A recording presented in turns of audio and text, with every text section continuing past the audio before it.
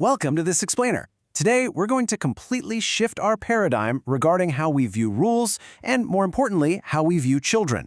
Look, for generations, we've kind of just defaulted to this old school idea of discipline as control, right?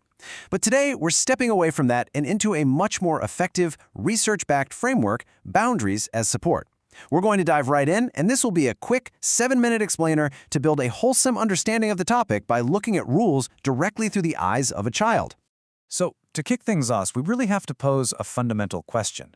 Do rules make a child safe or just trapped? As adults, we tend to think children are either just blindly following instructions or they're stubbornly ignoring them. But in reality, their brains are constantly, actively assessing their environment. Underneath literally every interaction, they're secretly asking themselves two things. Am I actually safe here? And do I get to grow or do I only get to obey? And this brilliantly illustrates the dynamic we're talking about. Think about the difference between a handrail and a solid brick wall. If you're walking along a super steep mountain path, a handrail is a boundary that actually reduces uncertainty. It tells you exactly where the edge is, which lets you move forward confidently without falling. A wall, on the other hand, just blindly restricts you. When a rule doesn't explain itself and it treats the child like they don't have a mind of their own, it completely stops feeling like a handrail of protection. Instead, hitting that rule feels like hitting a blind, immovable wall. It restricts their movement without offering any clue as to why. Which brings us to, honestly, the core realization of this whole explainer.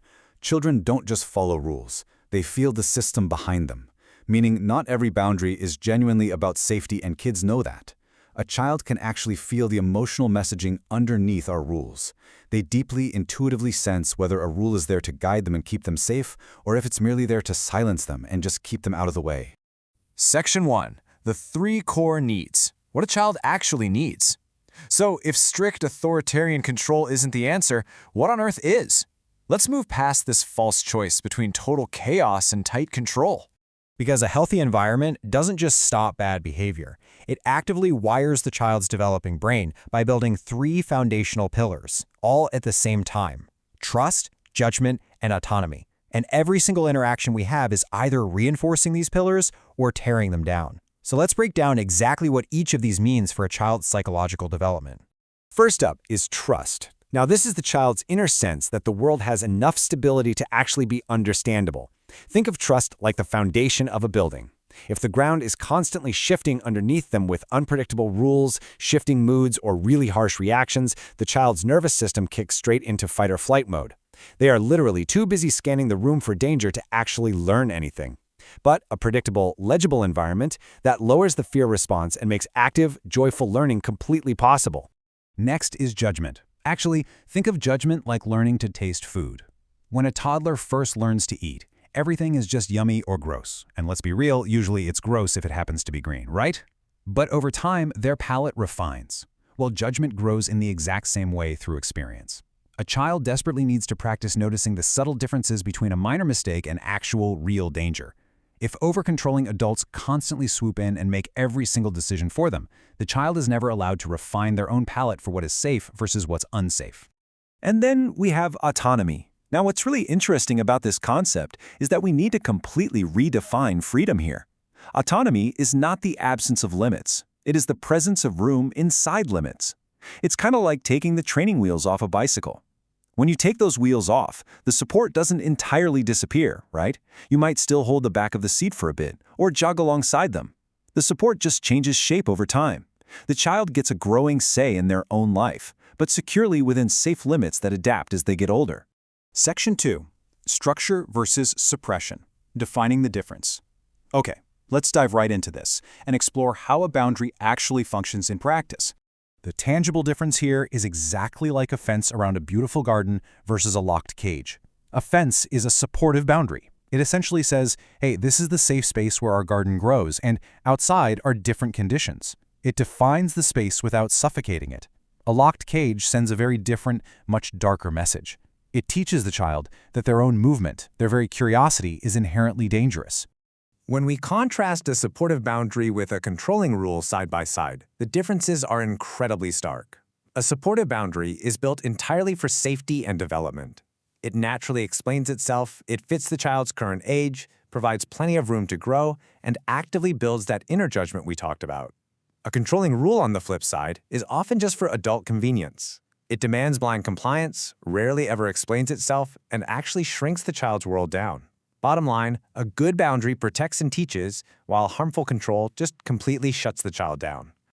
Section 3. The classroom example. Theory in practice. To really ground this abstract theory, let's look at a highly practical scenario from a real classroom in Pakistan. Just imagine two different classrooms right next to each other. Teacher 1 demands silence, no one speaks. The students instantly freeze and all their energy becomes entirely focused on just not getting in trouble. But in the next room, Teacher 2 says, let's have quiet for 10 minutes so we can all focus, and then we'll discuss our ideas in pairs. Both adults are limiting noise for sure, but Teacher 2's purposeful limit actually teaches focus. It proves to those students that the structure's there to serve their learning, not just to prop up the adult's authority. The whole vibe in that second room is collaborative, not oppressive. And remember, the actual words spoken out loud, that's only a tiny fraction of the boundary. Children are incredibly tuned into an adult's tone, their timing, their consistency, their fairness, and crucially, whether the adult is actually in control of their own emotions. A firm but calm limit builds trust because it proves the adult, and by extension, the world, is steady.